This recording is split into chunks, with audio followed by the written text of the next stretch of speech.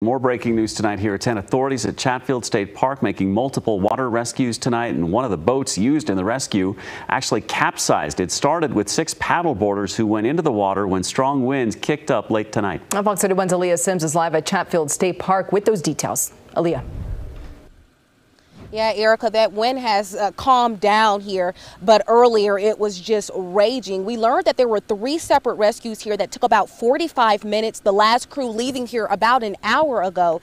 And the Colorado Parks and Wildlife, the public information officer, telling us that timeline of what happened. So we want to go to some of that video from earlier.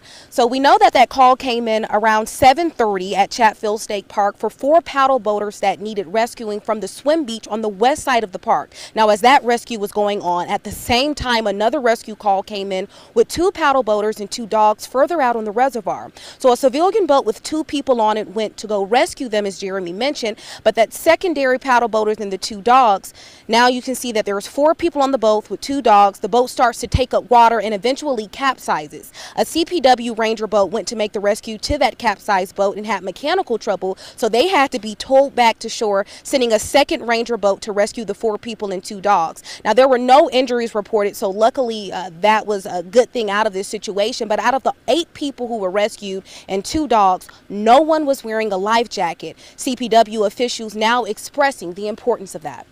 Life jackets can be the difference between life and death, especially in situations like you are paddleboarding, you get knocked off of your board, suddenly you're in the water and it's not strapped to you. It's really difficult to swim back, especially in winds like we're experiencing right now at Chatfield. Yeah, and so she goes on to say that there is an alarming number of water recreational deaths. In 2022, there was a record high with 42 deaths, and she's telling me that we're almost to 20 here now, and we're not even at July 4th. So again, alarming numbers. They really want to stress, if you come out here on the water, to make sure that you have a life jacket. As she mentioned, it could be the difference between life and death.